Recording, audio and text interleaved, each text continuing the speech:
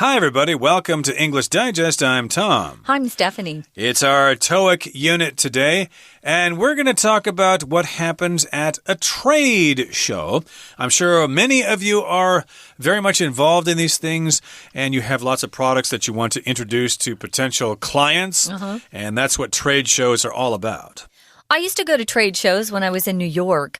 It was before I moved to New York City. I was in Rochester, and I worked for Xerox for a while. Ooh. And the guys I worked with, we were the networking team. They put together networks. They would always invite me to go to their trade shows, even though I was just temping. They took me along.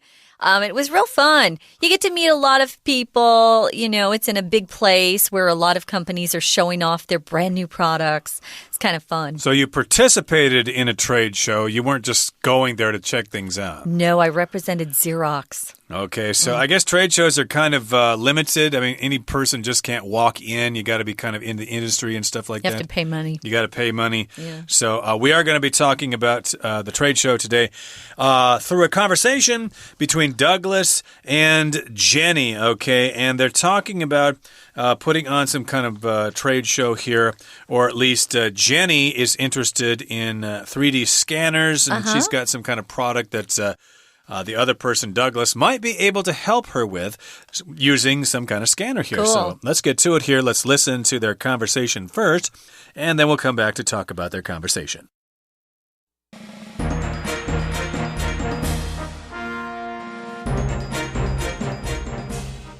Good afternoon.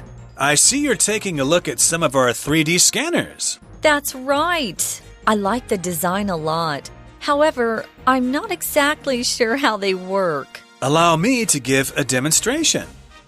The basic idea is to be able to create a 3D model of the item you have scanned on a computer.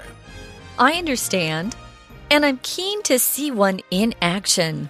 Let's use this coffee mug as a test object. I'm going to take the scanner and move it slowly around the mug. The 3D image will appear there on the monitor.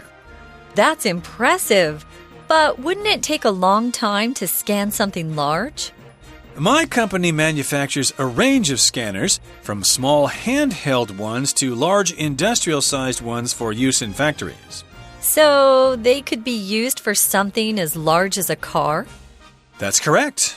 There's no difference in the accuracy of the data collected from the scan, no matter how large the subject is. I see. By the way, my name is Jenny Barber.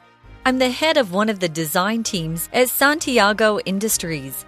My team is responsible for making car interiors more comfortable and more visually appealing. Well, one of our handheld scanners would make it child's play to get inside a car and gather data, while our larger ones could be used to scan the entire car at once. That's exactly what I had in mind.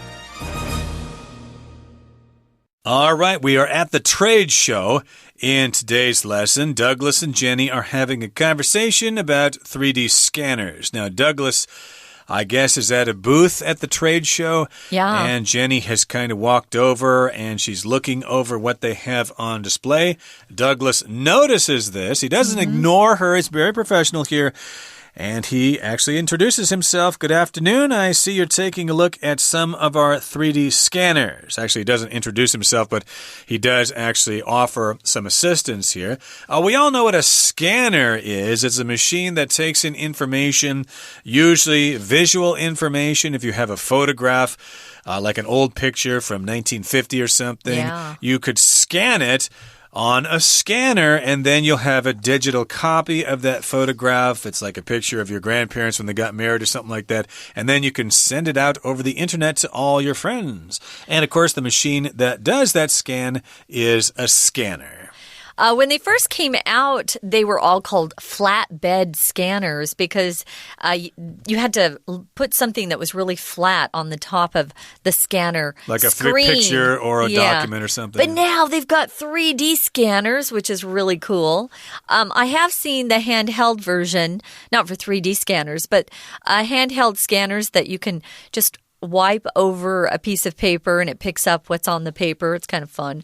Now, she says, she's really looking at some of the 3D scanners and she likes the design a lot.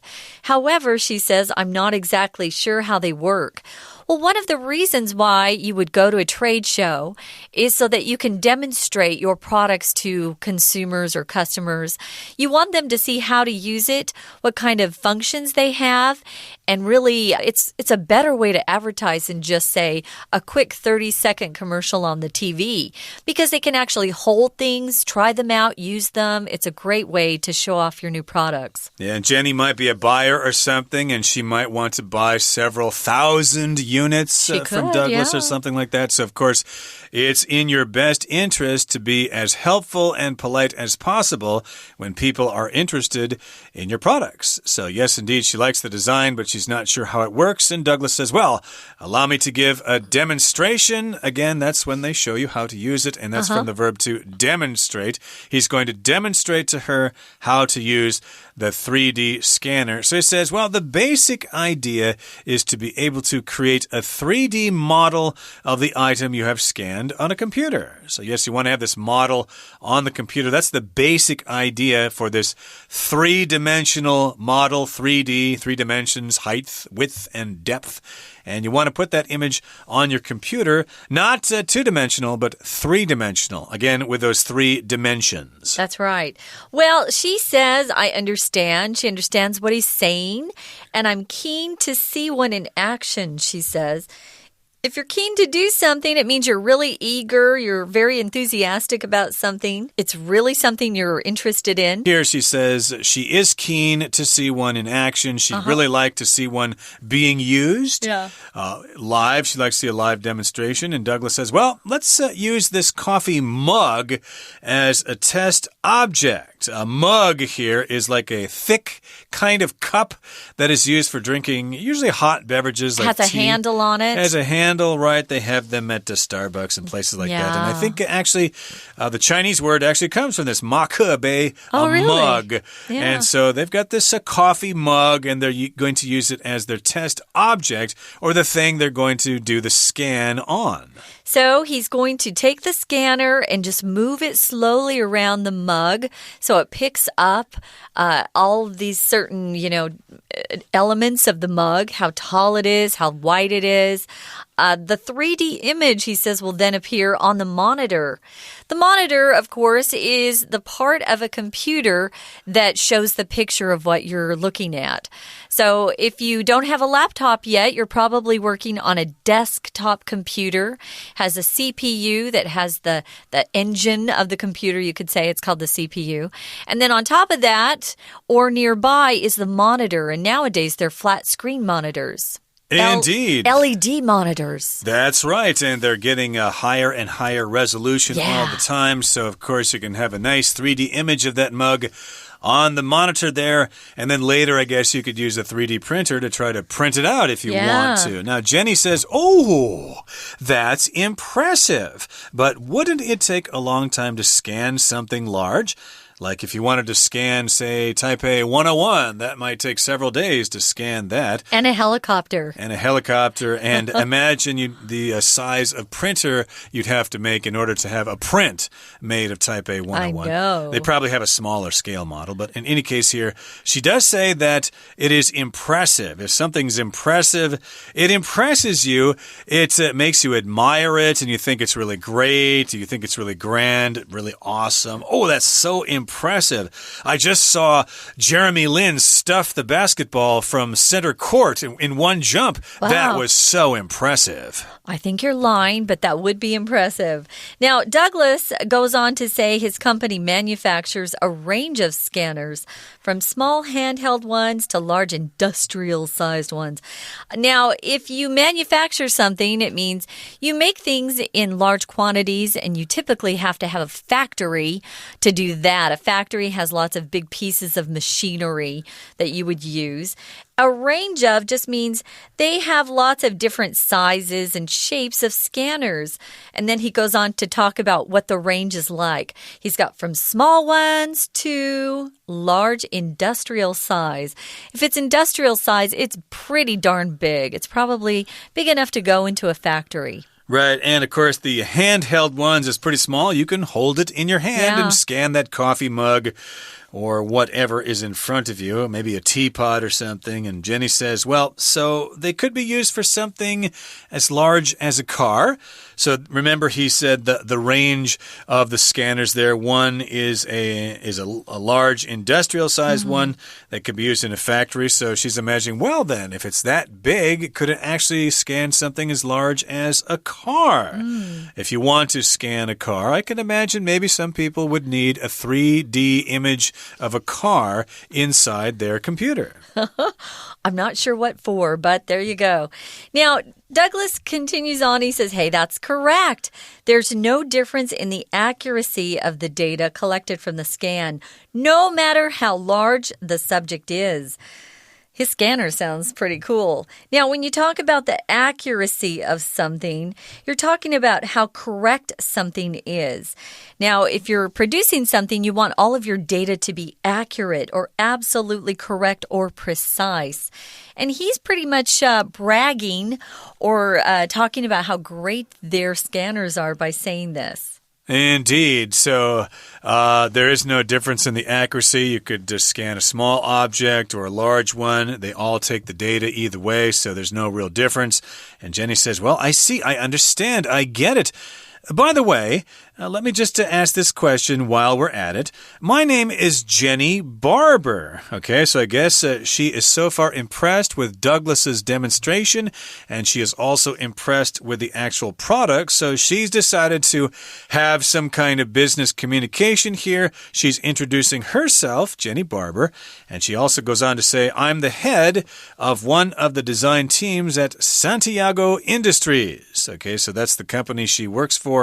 And she's the head of one of the design teams. I guess there are several teams that design things in this company. She's the head or the leader of one of those teams. That's right. So what does her team do? Well, this team, what does her team actually work on? She says they're responsible for making car interiors more comfortable and prettier or visually appealing.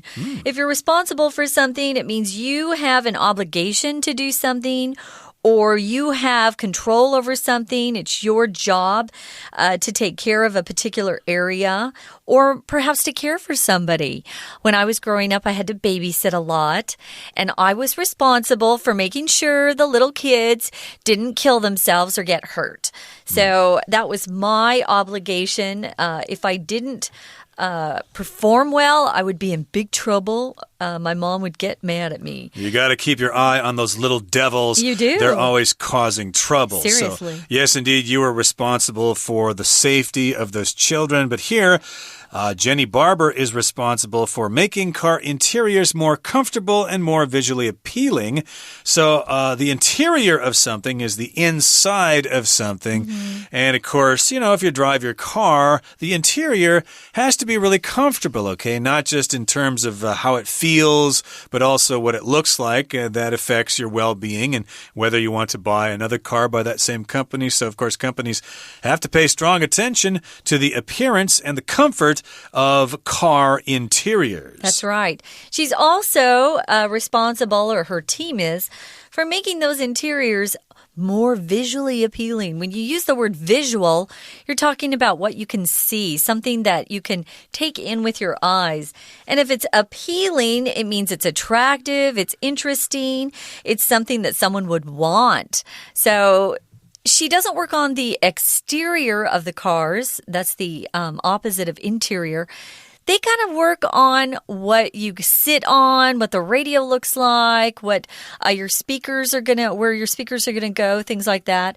What kind of fabric or leather your car seats are made out of. Those are parts that her team would be in charge of. Yes, of course, when you go into the showroom and look at a new car, you want it to be visually appealing. Otherwise, why the heck would you pay for such a vehicle? Now, Douglas says, well, one of our handheld scanners would make it child's play to get inside a car and gather data. So he says that even their small handheld scanners could make a scan of the inside of the car that would be child's play. Child's play here just means it's just so easy that even a child can do it. No problem. Our handheld scanner could do the job. That's right. We'll often say it's child's play when we want to emphasize how easy it is. Anyone could do it. You don't have to use the verb make it. You could just say how this is child's play. Maybe your friend has a new video game and he thinks it's really difficult. But you've played it before and you're pretty good. You say, move over. This is child's play. And you show him how easy it is to score a lot of points. So that's what her team does. And he thinks it's pretty easy to use their scanners. So it looks like they've both found, he's found the perfect customer and she's found a product she really likes. Absolutely. So, of course, that handheld scanner can scan the interior of the car. And the larger ones, of course, could be used to scan the entire car on the outside, I guess, if you need to have a 3D model of the outside of that car. I wonder if it's big enough to scan, say, a large semi-tractor trailer truck combination, or a semi, as we call an 18-wheeler. That might be difficult, but I'm sure Douglas would say, that's child's play. We could do that real easily. And Jenny goes on to say, that's exactly what I had in mind. So I guess she both wants scanning ability for the inside and the outside of the car. Cool. Well, guys, we're going to listen to our Chinese teacher for a bit, and then we'll be back to go over some extra dialogues. Hi everyone, my name is Jenny. 今天看的是第12个单元。好，我们来看跟多益相关的文章。今天的标题谈的是参观商展。商展英文就是 trade show。好，看到 trade show， 这边有一个对话内容，来看他卖什么，他要推销什么。这里的重点是 3D 扫描器 3D scanner。那我们看到内容里头，好，在对话当中，他提到要示范说这个机器怎么用，所以他在 Douglas 他的回答里头，他说到 Allow me to give a demonstration。 首先看到 allow， 我们知道 allow 是允许、容许，它的句型上要特别的注意，当你 allow somebody to do something， 那一定是不定式的 to。 好，接下来在这个对话当中 Jenny 她就要真的看看这个东西到底怎么操作，然后她就说了I'm keen to see one in action。 One 当然就是不定代名词，那不定代名词它的用法上呢，就表示是讲同一个名词前面提过的名词，但是不是那个同样的东西。以这边来说，这个 one 当然就是指 a scanner 我很想看看怎么操作这个 a scanner in action， 3D 的扫描器实际运作是什么样子。那接下来呢 Douglas 当然呢他就开始解释他要怎么去操作。好，首先呢看到他的答案里头 Let's use this coffee mug as a test object。 好， use something as something， 把 A 当作是 B。 好，这个 as当然就是后面接某一个角色用途，像这边就是把它当作测试对象。好了，继续看这个对话内容。好，这个对话内容里头 Douglas 他有提到说这个扫描器有不同的型款，然后呢其中的有一种型款它是 handheld ones， 另外一种是 large industrial size ones。 handheld ones 它指的是手持型的这样的 3D 扫描器。那另外一个重点呢就是 handheld， 我们看到这样的复合形容词，它用的是一个 hand 名词再加一个 held， 这是一个过去分词，中文翻成手持的。那为什么 held 要用过去分词呢？因为你知道我们要修饰的对象是 scanner， 那这个 scanner 是你用手去握它的，所以它是被握的，所以在语义上就是 a scanner that is held by hand， 所以说你就可以解释得出来为什么你会选择过去分词的原因了。好，有没有别的类似的例子？当然有，比如说我们讲 heartbroken， 你用的就是一个 PP 前面加名词，或者是说你讲巧克力它是 handmade， 或者你讲酒是私人家里自己酿造的 homebrewed。 好，注意到类似片语很多都是复合形容词，后面的 industrial size 其实也是一个复合形容词。那 size 讲的是尺寸所以我们常常跟别的字在一起形成复合形容词。像你说如果讲一个雕像也好，它是跟真人一样的大小，你会说它是 life size。 那你说一个是大杯的饮料小杯的饮料，你会用large size, small size。 好，这都是一样的道理。再来呢，最后我们来看一下句型里边有一个重点，他提到了不管是扫描对象有多大，这个不管它有多大，你用 no matter how。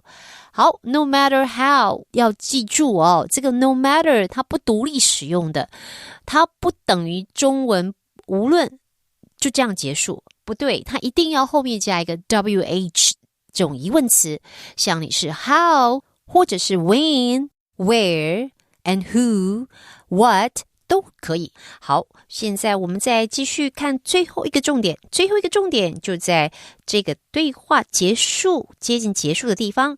好，说到说它的这个手持式的这种扫描器它会让进入车内采集数据很轻而易举。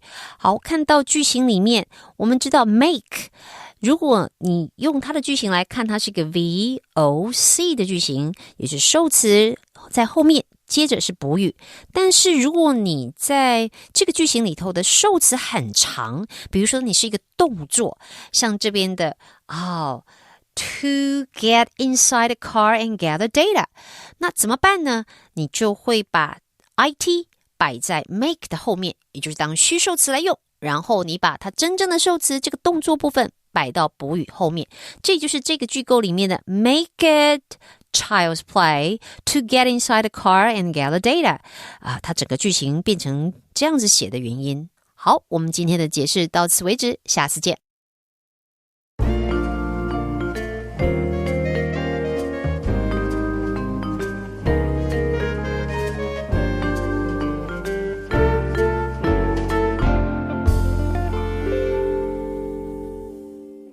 Okay, here are our extra dialogues for today. Okay.